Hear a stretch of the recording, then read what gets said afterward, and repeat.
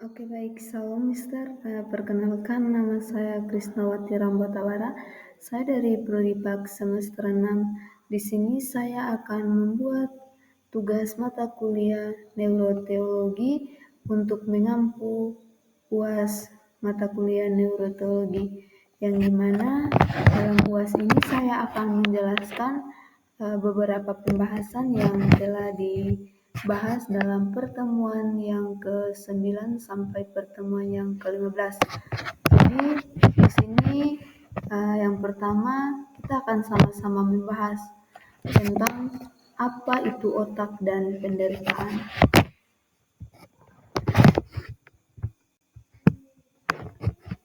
Nah, kita langsung saja masuk dalam definisi otak.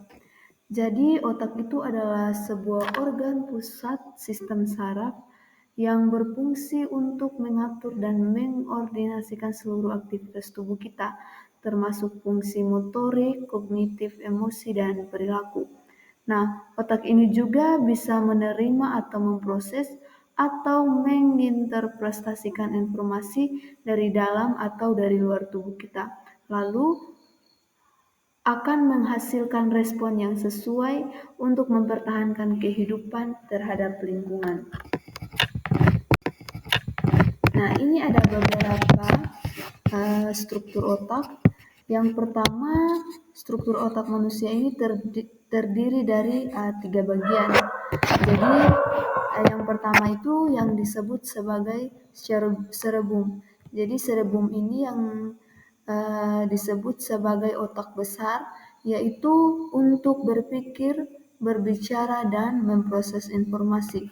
Jadi, cerebum ini adalah otak besar, yang dimana otak ini bisa mengendalikan pikiran kita, cara bicara kita, yang juga memproses informasi yang ada dalam diri kita.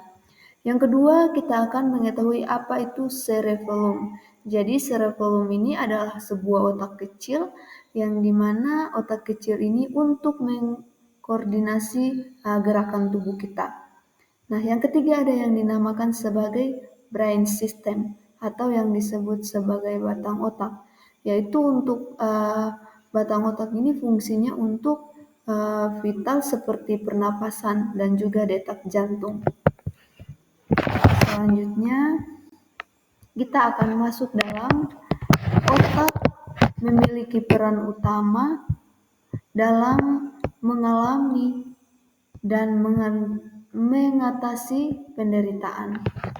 Jadi di sini penderitaan baik fisik seperti rasa sakit maupun emosional seperti kesedihan atau trauma ini diproses oleh otak melalui berbagai struktur seperti yang disebut seperti amigdala, hipokampus, dan juga korteks prefrontal. Jadi saat mengalami penderitaan, otak ini mengaktifkan respon atau stres atau emosi negatif yang ada di dalam diri kita. Namun melalui mekanisme seperti neuroplastisitas ini, otak dapat belajar untuk mengatasi penderitaan, menciptakan jalur saraf baru yang lebih aktif, yang dimana dengan dukungan terapi, refleksi atau pengalaman hidup. Nah, otak kita ini mampu mengubah cara individu merasakan atau merespon sebuah penderitaan dari waktu ke waktu.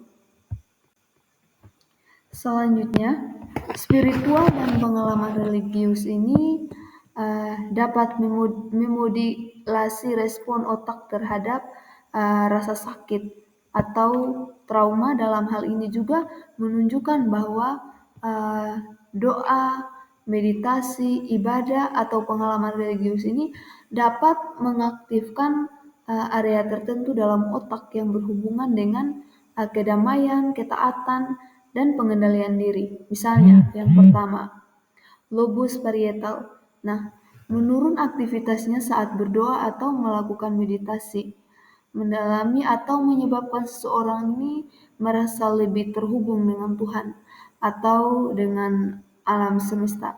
Yang kedua, konteks prefrontal yang menjadi lebih aktif, yaitu meningkatkan konsentrasi atau mengendalikan emosi dan juga kemampuan kognitif. untuk menafsirkan penderitaan secara lebih positif. Nah, maka dengan demikian spiritualitas ini tidak hanya sebagai keyakinan tetapi juga sebagai alat yang nyata yang membantu otak kita ini bisa mengurangi stres, rasa sakit dan juga mempercepat pemulihan mental dalam diri kita dari rasa trauma. Selanjutnya kita akan membahas tentang apa itu otak, kejatuhan manusia dan keselamatan. Jadi kita akan masuk dalam fakta tentang otak. Jadi otak ini adalah pusat kendali tubuh dan berpikir yang terdiri dari dua belahan, yaitu belahan kanan yang disebut sebagai intuitif atau holistik dan juga belahan kiri yang disebut sebagai logis atau analitis. Nah, bahan otak ini karena cenderung berpikir kreatif dan divergen, belahan kiri berpikir rasional dan konvergen. Maka cara berpikir seseorang itu mencerminkan dari dominasi belahan otak tertentu.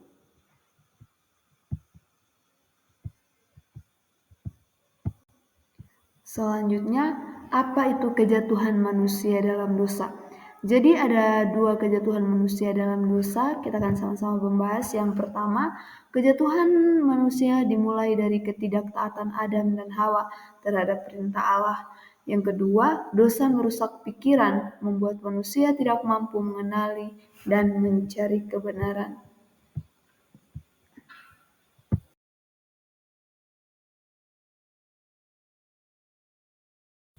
Maka dari itu, dosa ini merusak keseluruhan atau keberadaan manusia, mulai dari pikiran, hati, moral, sosial. Namun melalui kasih dan anugerah Allah dalam Yesus Kristus, keselamatan dan pemulihan ini tersedia bagi orang percaya yang dipanggil untuk hidup dalam kebenaran dan dipimpin oleh Roh Kudus agar dapat bersikap atau berpikir yang lebih relasi yang sesuai dengan kehendak Allah. Oke, selanjutnya kita akan membahas tentang apa itu otak dan iman.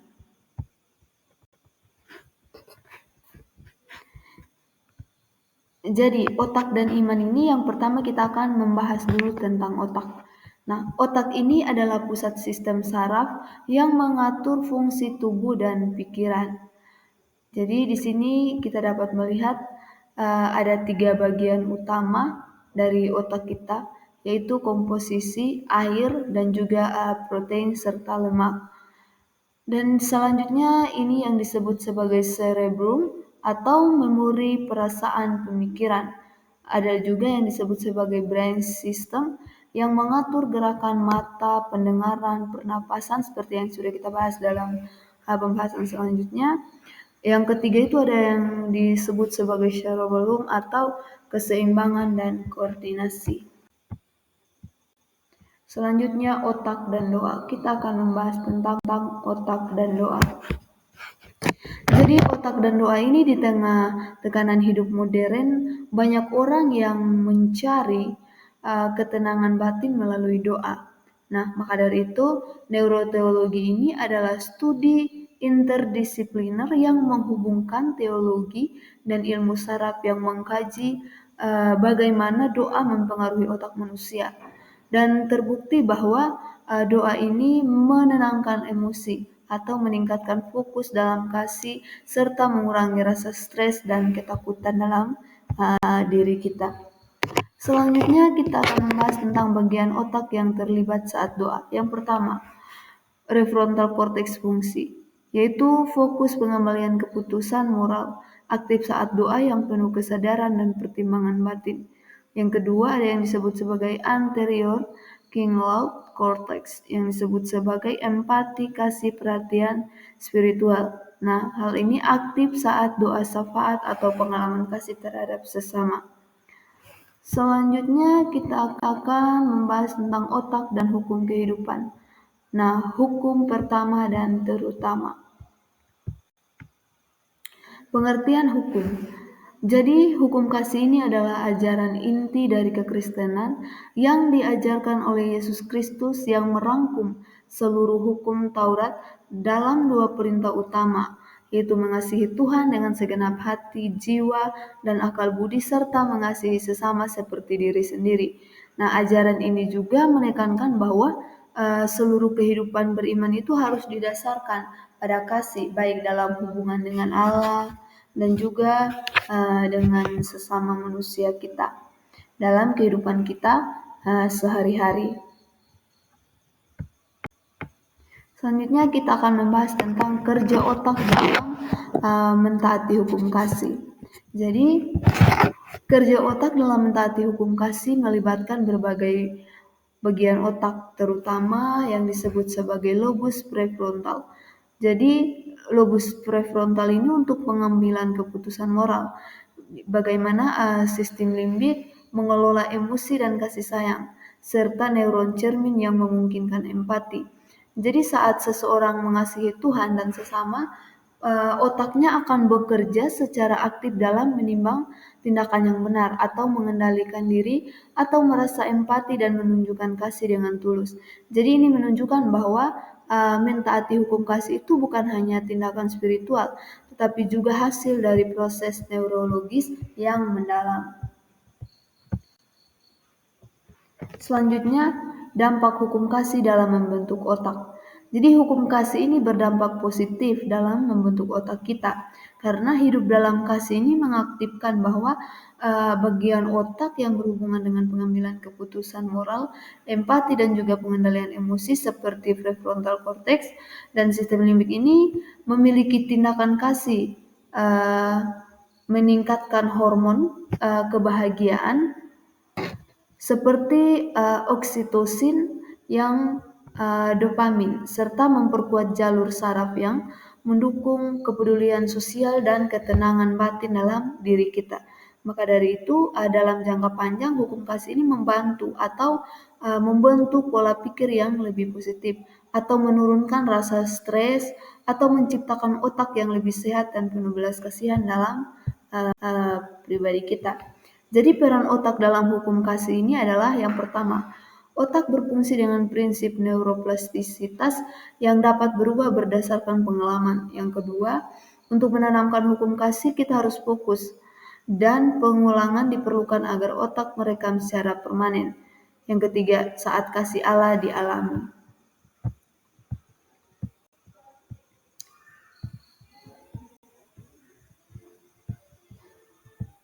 Selanjutnya kita akan membahas tentang otak dan karakter. Nah, hubungan otak dan karakter ada 3 bagian. Yang pertama, otak adalah pusat kendali tubuh yang berperan dalam proses berpikir seperti emosi, perilaku, yang semuanya membentuk karakter kita. Yang kedua, ada yang disebut sebagai neuroscience yang menunjukkan bahwa struktur dan aktivitas otak ini dapat mempengaruhi hidup kita dan juga cara berpikir yang bertindak secara berlangsung. Yang ketiga, ada yang disebut sebagai prinsip Alkitab yang memberikan arah moral dan spiritual untuk membentuk karakter yang sesuai dengan karakter Kristus.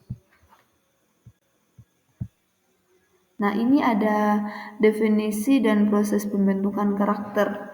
Nah, karakter yaitu gabungan nilai sifat dan perilaku pembentuk identitas dan respon individu. Dalam kekristenan, karakter adalah keserupaan dengan Kristus dalam aspek rohani, moral, emosional, dan sosial. Pembentukan karakter mengikuti hukum, input informasi masuk ke otak, proses otak mengelola atau membentuk pola pikir, output tindakan nyata sebagai wujud karakter.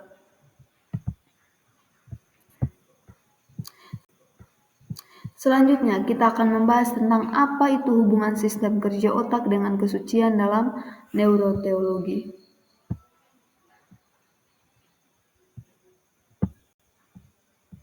Nah, sistem otak dan pengalaman spiritual ini yang disebut sebagai sistem limbik atau yang disebut sebagai amigdala, hipokampus, hipotalamus.